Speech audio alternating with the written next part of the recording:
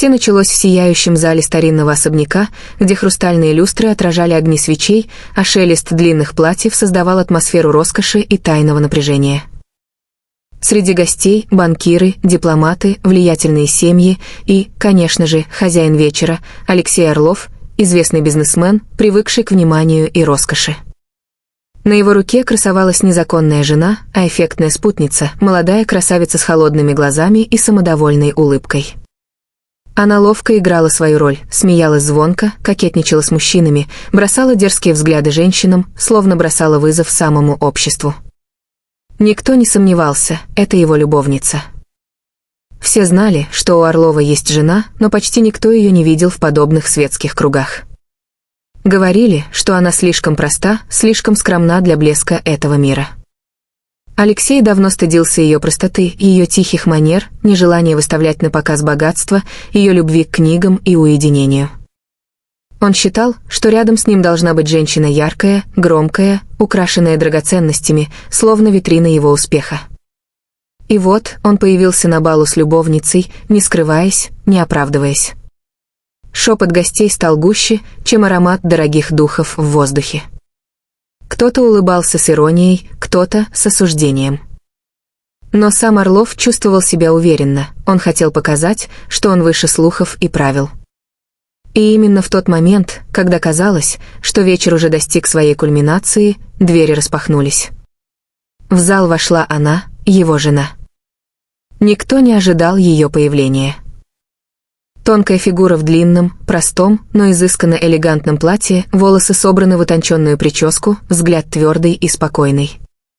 Она не носила на себе россыпь бриллиантов, но именно ее легкое сияние, естественная красота и внутренняя сила заставили зал замереть. Любовница, еще недавно блиставшая, вдруг показалась кричащей и вульгарной рядом с ее спокойной грацией. Мужчины подняли глаза и, не скрывая восхищения, задержали взгляды. Женщины, одни с завистью, другие с тайной радостью, следили за каждым ее шагом. Алексей, впервые за долгое время, потерял уверенность.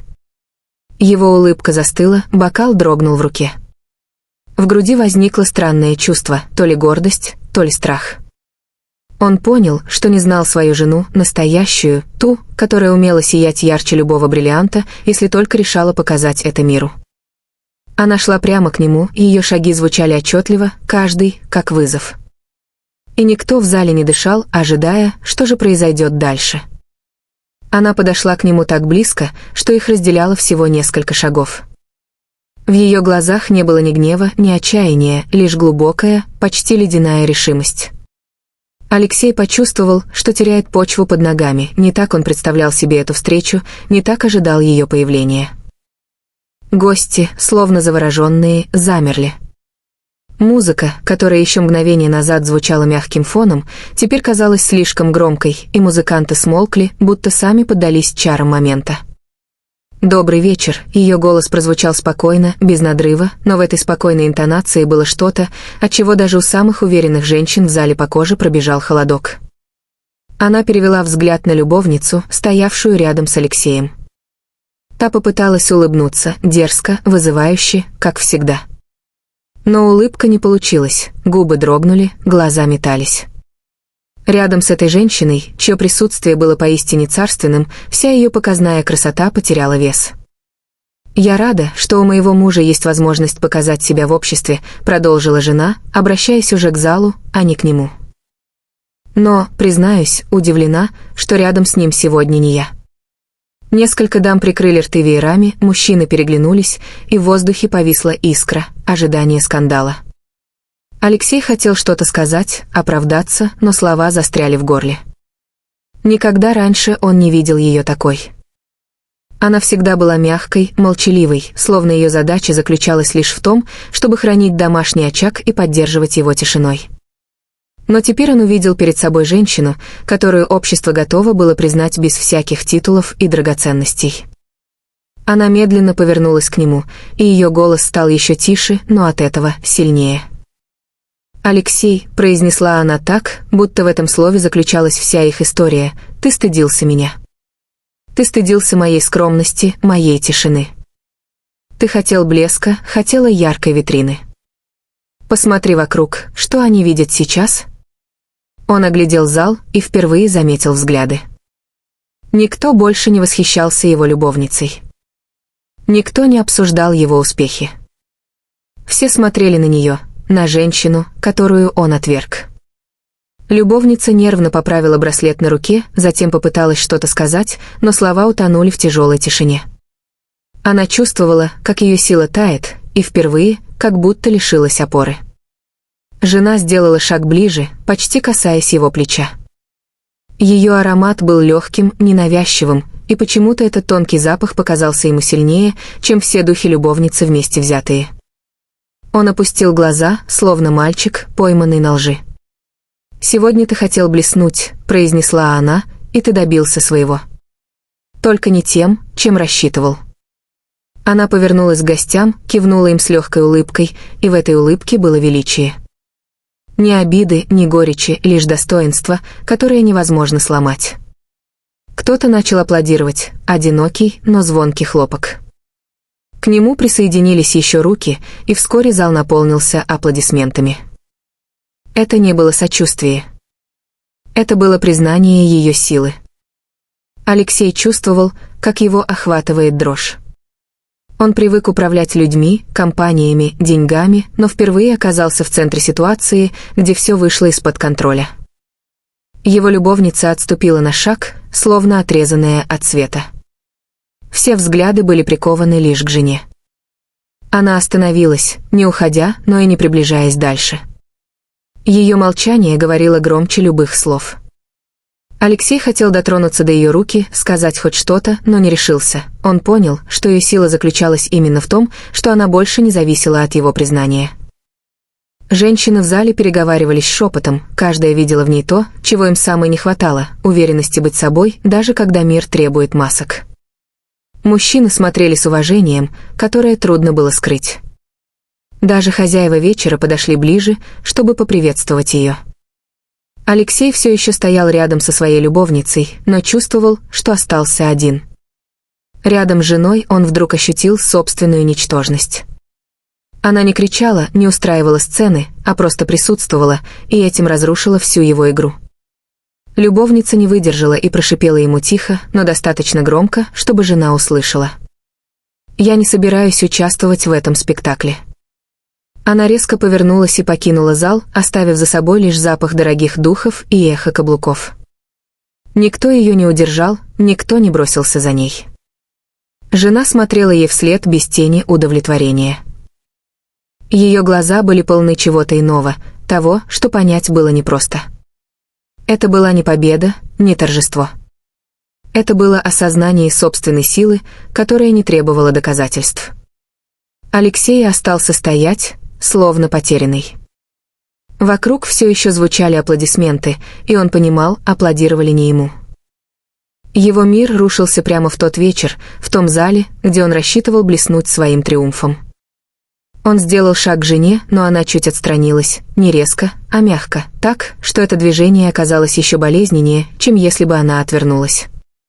Он вдруг почувствовал, что уже ничего не контролирует, ни ее взгляд, ни ее решение, ни ее жизнь.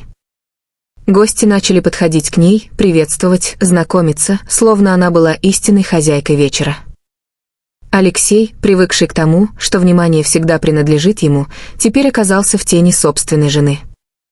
Он смотрел на нее и впервые за долгие годы понял, рядом с ним всегда была та, кто мог затмить всех, но он отвернулся от нее ради дешевого блеска. И в этом осознании было невыносимо тяжело стоять рядом, наблюдая, как она сияет сама по себе, без его одобрения, без его имени. Алексей почувствовал, как у него в груди сжимается что-то холодное, будто воздух вокруг стал тяжелее. Казалось, еще миг, и он задохнется от этого внимания, но внимание было направлено вовсе не на него. Взоры, улыбки, почтительные кивки гостей — все доставалось ей. Его жена, та самая женщина, которой он стыдился, превратилась в звезду этого вечера. И самое страшное заключалось в том, что она даже не старалась произвести впечатление.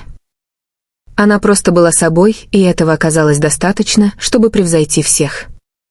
Он пытался улыбаться, изображать уверенность, но губы не слушались.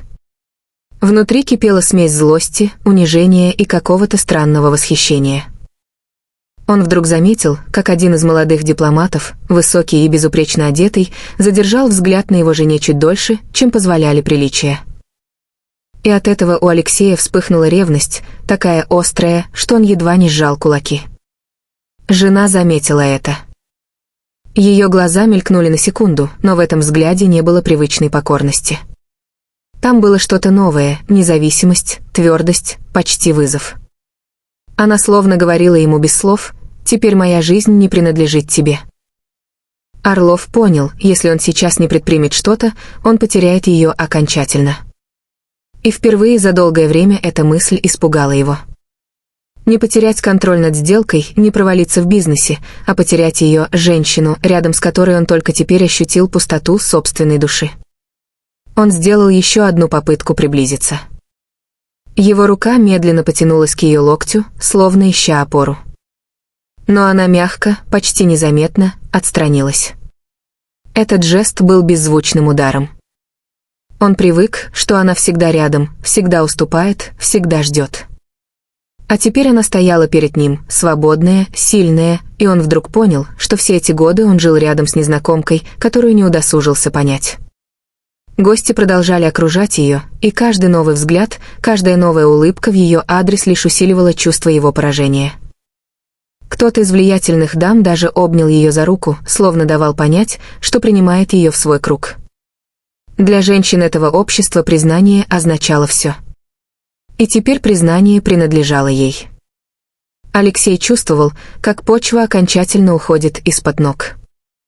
Его любовница исчезла, оставив его в одиночестве, а жена неожиданно оказалась в центре событий. Все, что он строил годами, образ успешного, властного мужчины, чье слово решает многое, рушилось за считанные минуты. Он попытался обратиться к ней вслух, голос его дрогнул. «Мария». Она обернулась, и ее глаза были спокойны и ясны. «Да, Алексей?» — спросила она тихо, но так, что все рядом услышали. В этом спокойствии было что-то невыносимое. Ни злости, ни крика, ни обиды. Только твердое равнодушие, словно он стал для нее всего лишь одним из множества людей в этом зале. «Нам нужно поговорить», — выдавил он. Ее губы дрогнули в едва заметной улыбке. «Пожалуй. Но, думаю, не сегодня. Сегодня у меня слишком много бесед, которые ждут меня», и она повернулась обратно к женщине, с которой только что говорила, словно Алексей перестал существовать. Его сердце сжалось. Никогда раньше она не позволяла себе такого. И именно поэтому его гордость рушилась так же быстро, как и весь тщательно выстроенный фасад. Зал вновь заиграл музыкой, оркестр осторожно вернулся к своим инструментам, и атмосфера словно ожила, но теперь Алексей чувствовал себя чужим. Он стоял посреди праздника, а сам был выброшен за его пределы. Люди больше не подходили к нему, не искали его внимания. Даже его ближайшие знакомые теперь тянулись к ней. Он заметил, как один из уважаемых профессоров, с которым он мечтал заключить важное соглашение, говорил с Марией так, будто она была его давним партнером. Ее слушали, кивали, смеялись ее словам. Он сам столько раз пытался произвести впечатление на этого человека и не добился ничего. А она просто пришла и завоевала внимание. Алексей почувствовал, что если останется здесь еще хоть немного, он не выдержит. Он медленно отступил в сторону, к столу с бокалами, и сделал глоток вина. Но напиток показался горьким, как будто его разбавили собственной желчью. Он смотрел на жену издалека, и внутри у него нарастала буря. Он хотел подойти снова, сказать ей что-то сильное, важное, попросить прощения, признать ошибки. Но гордость душила его. Всю жизнь он привык быть победителем. И теперь, как он сможет признать, что проиграл именно ей? Она смеялась, легко, искренне, с теми людьми, которые вчера, возможно, даже не знали ее имени. Ее смех был как музыка, и Алексей вдруг вспомнил, что давно его не слышал. Дома она была молчалива, замкнута. А здесь раскрылась, словно птица, выпущенная из клетки. И тут его пронзила мысль: а не он ли был этой клеткой? Губы пересохли, он сделал еще один глоток вина, но вкус не менялся. Мир вокруг постепенно тускнел, и он чувствовал, что теряет ее окончательно, если не решится на шаг, которого всю жизнь боялся, признать собственную слабость. Он шагнул было вперед, но остановился. Вдруг он увидел, как к ней подошел тот самый молодой дипломат. Они обменялись парой слов, и он поцеловал ее руку. И Мария позволила. Это было обычное светское приветствие, ничего более, но для Алексея это стало ударом в сердце. Его пальцы сжали бокал так сильно, что стекло едва не треснуло. В голове закружились мысли, он сам привел сюда любовницу, унизил жену публично, а теперь ревнует, когда кто-то другой проявляет к ней внимание. Он понял, что теряет ее не только здесь, в этом зале, но и навсегда. И впервые в жизни ему стало по-настоящему страшно. Он почувствовал, что ноги подкашиваются. Этот дипломат, молодой, уверенный, с легкой улыбкой и честным взглядом, уже казался ему угрозой куда большей, чем все конкуренты в бизнесе. Алексей привык к соперничеству за контракты, к интригам за власть, но здесь он впервые сталкивался с тем, что мог потерять самое главное – женщину, которую он сам же и отбросил ради иллюзии. Мария стояла, слегка склонив голову, слушала собеседника, и ее глаза сияли тем особым светом, которого Алексей давно не видел. Когда-то, в первые годы их брака, этот свет принадлежал только ему. Она смотрела на него так же, с доверием, с теплом, с верой. А потом он сам же потушил это сияние, своей холодностью, своим стремлением к показной жизни, своей жаждой чужого одобрения. Воспоминания нахлынули на него внезапно, резким потоком. Их первая встреча, простая, почти случайная. Он еще был никем, начинающим предпринимателем с большими планами, и именно она вдохновляла его идти вперед. Она верила, что у него все получится, и ее вера была сильнее любых денег. Он вспоминал ее руки, когда они держались за ладони во время первых трудностей. Вспоминал ее голос, когда она говорила «ты сможешь, я рядом». И сейчас, глядя на нее, он впервые понял, насколько бесценным было все то, что он утратил. Гости вокруг смеялись, пили шампанское, обсуждали сделки и планы, но для Алексея все это потеряло смысл. Ему казалось, что зал сжимается, и в нем остаются только они двое, он и Мария. Он видел, как она светится, и чувствовал, что этот свет уже не для него. Он хотел подойти, но страх остановил его. Внутри шел мучительный спор, гордость приказывала молчать, но сердце требовало шагнуть вперед и произнести хоть что-то. Он никогда не умел просить прощения, никогда не умел признавать слабость. Но сейчас, возможно, это был его единственный шанс. Наконец он решился. Сделал несколько шагов вперед, чувствуя, как гости расступаются, словно давая дорогу. Дипломат заметил его приближение и тактично отступил, но Мария не сделала и движения навстречу.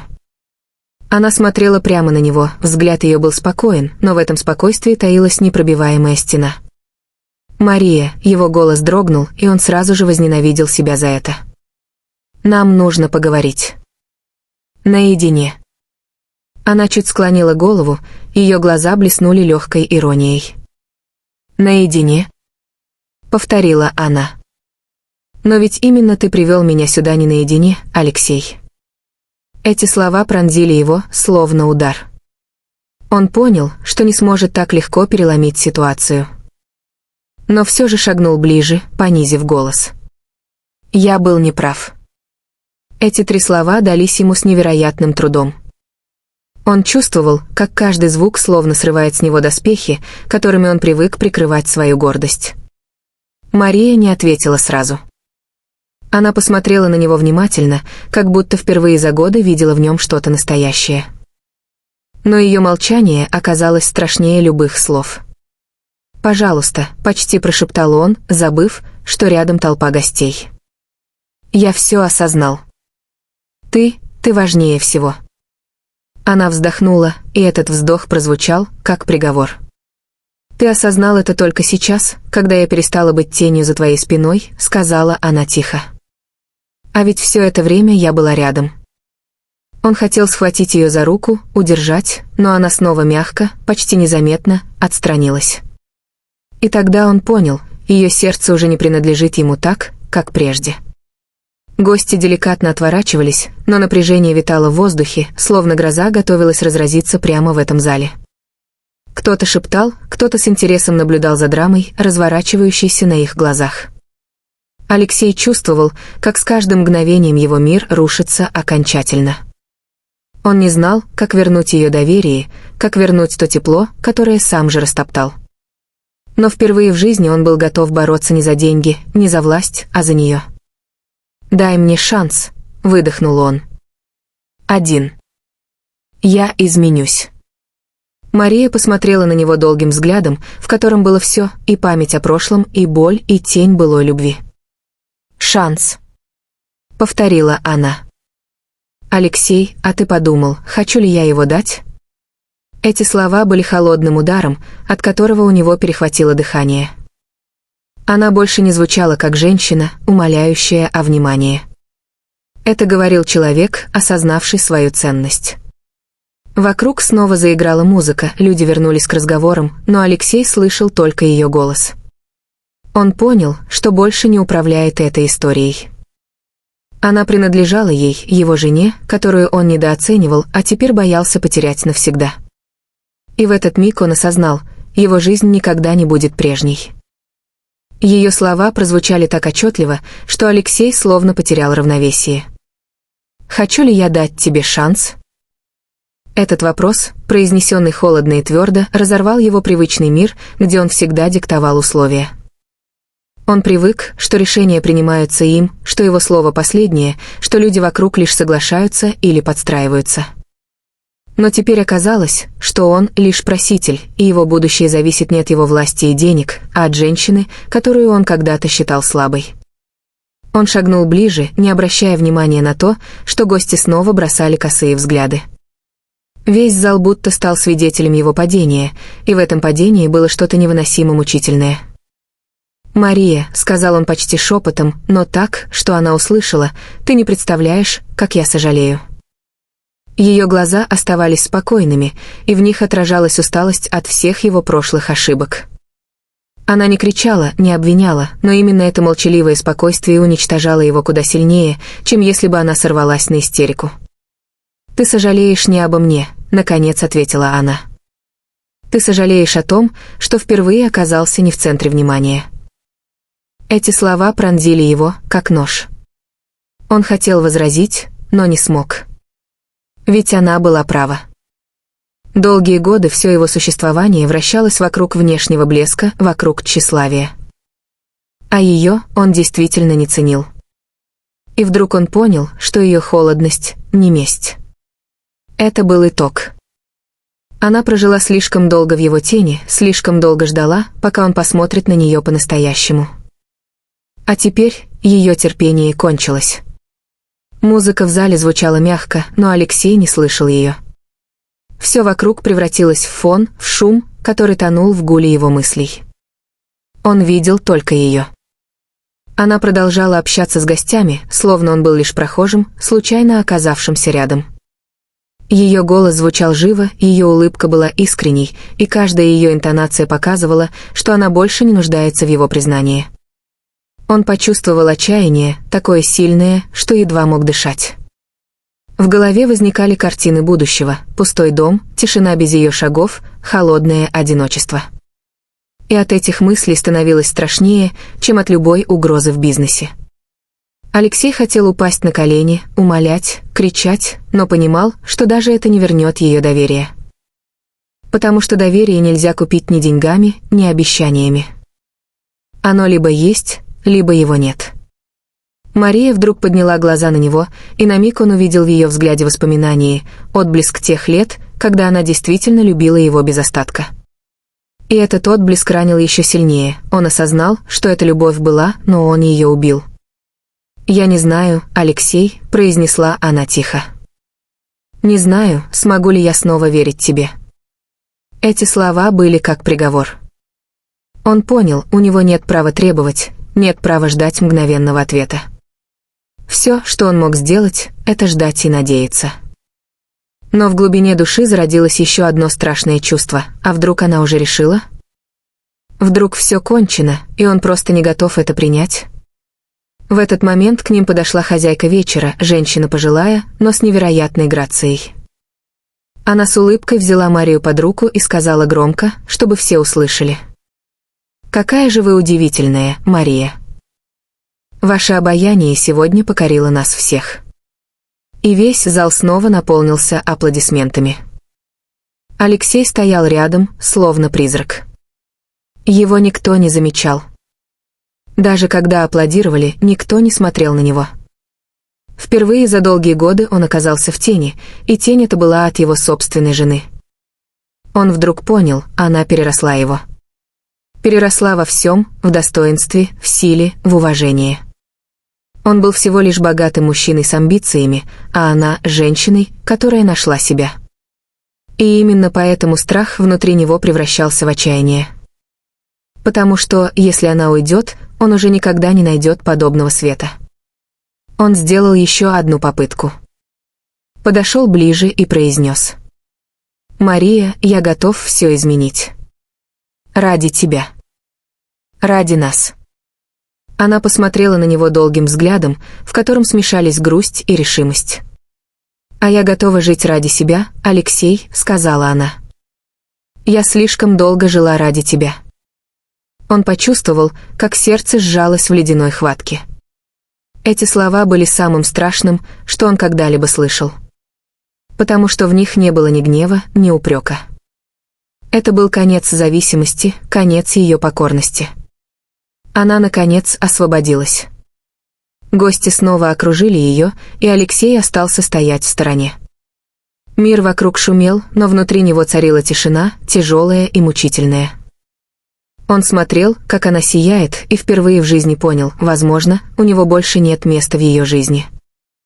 Вечер медленно подходил к концу, но напряжение не спадало. Люди разъезжались, унося с собой впечатления, но главное, что обсуждали все шепотом, была не сама роскошь бала, не сделки и договоренности, а история, развернувшаяся у них на глазах. История мужчины, который привел любовницу, чтобы скрыть стыд за жену, и женщины, которая вошла в зал и одним своим появлением изменила все. Мария стояла у окна, провожая взглядом уходящих гостей. Ее лицо было спокойно, и лишь в глубине глаз мерцало то, что раньше редко кто замечал — внутренняя свобода. Алексей подошел ближе, но не решился прикоснуться. Его гордость, когда-то непоколебимая, теперь лежала в руинах. Он чувствовал себя не хозяином ситуации, а человеком, который умоляет о возможности хоть что-то исправить. «Мария», его голос звучал тише, чем шепот ветра за окном. «Не уходи от меня. Я не прошу забыть, не прошу простить сразу. Но дай мне хотя бы шанс доказать, что я все понял». Она медленно повернула голову. В ее взгляде не было ярости, и это пугало сильнее всего. Потому что равнодушие убивает надежнее, чем ненависть. «Ты думаешь, что все решается шансами, Алексей», — сказала она спокойно. «Но ведь годы, что мы прожили, тоже были шансами. Каждый день я ждала, что ты увидишь меня. Каждый день я надеялась, что ты перестанешь стыдиться. И все это время ты выбирал не меня». Эти слова вонзились в его сердце острее ножа. Он хотел возразить, но понял, у него нет оправданий. Он сам похоронил их прошлое. «Я глупец», — выдавил он. «И я это знаю. Но без тебя я никто. Все, чего я добился, все это — пустота. Я думал, что мне нужна яркая оболочка рядом, но понял, что твой свет сильнее любого блеска. Я прошу тебя, не отталкивай меня окончательно». Она задумчиво посмотрела на него, будто оценивая его слова. Но ее молчание оказалось длиннее и тяжелее, чем он мог вынести. «Ты просишь, чтобы я снова поверила», — наконец произнесла она. «Но как я могу верить человеку, который сам выбрал показать миру, что ему стыдно за меня?» Алексей сжал кулаки, в его глазах блеснули слезы, которых он стыдился бы всю жизнь, но теперь они вышли сами собой. Его голос сорвался. «Я стыдился не тебя. Я стыдился себя. своей слабости. Ты была сильнее всегда, а я пытался скрыть это за показной роскошью. Я хотел, чтобы меня уважали, но сам не уважал ту, кто был рядом. Я понял слишком поздно. Мария молчала, ее дыхание было ровным, а сердце билось чуть быстрее, чем обычно. Она видела его таким впервые, сломленным, настоящим, без масок. Но и она понимала, слишком много боли уже было позади. «Алексей», — сказала она мягко, — «может быть, ты действительно понял. Но я тоже изменилась. Я больше не та женщина, которая будет ждать, пока ее заметят. Я увидела, что могу быть сама собой и без твоего одобрения». Он шагнул ближе, протянул руку, но остановился, не решившись прикоснуться. «Я прошу не вернуться к прошлому», — произнес он. «Я прошу дать нам новое начало. Не ради меня, ради нас». В ее глазах промелькнула тень сомнения, и эта тень стала для него искрой надежды. Она вздохнула, посмотрела снова в окно и тихо ответила. «Я не знаю, Алексей. Может быть, у нас еще есть дорога. Но только если ты докажешь, что это не слова». Его сердце дрогнуло. Он понял, что еще не все потеряно. Но теперь все зависит не от его власти, не от его денег, а от того, сможет ли он стать человеком, достойным ее доверия. Они стояли рядом у окна, но между ними по-прежнему была пропасть. И все же, впервые за много лет, он почувствовал, что у него появился шанс, не купленный, не вырванный силой, а настоящий. А зал, где еще недавно звучала музыка и смех, теперь пустел, оставляя их вдвоем. И тишина казалась громче любых аплодисментов. Это была тишина новой главы, где прошлое уже нельзя переписать, но будущее еще можно построить. Мария сделала шаг к двери, и ее платье тихо зашуршало по полу. Алексей смотрел ей вслед и понимал, все решится не словами, а временем. И если он не изменится по-настоящему, она уйдет навсегда. Он закрыл глаза, глубоко вдохнул и впервые в жизни не чувствовал себя хозяином положения. Но в этом унижении была его надежда. Потому что только потеряв, он осознал, что значит ценить. Мария остановилась у порога, обернулась и сказала: «Посмотрим, Алексей. Посмотрим». И в этих словах было все, и предупреждение, и тонкая искра шанса, и новая, недосягаемая высота, которой ему еще предстоит дотянуться. Он остался в зале один, среди пустых столов и остывших свечей. Но впервые за долгие годы внутри него появилась не гордость и не страх, а настоящая решимость. И эта решимость была ради нее. Ради той, кем он когда-то пренебрег, и кто теперь стала для него единственным светом во тьме. Так закончился тот вечер, который изменил все. Для нее это был вечер освобождения. Для него вечер осознания. И только будущее покажет, останутся ли они вместе или их пути окончательно разойдутся. Но уже одно было ясно: она больше никогда не будет тенью, а он больше никогда не сможет забыть, как потерял ее свет.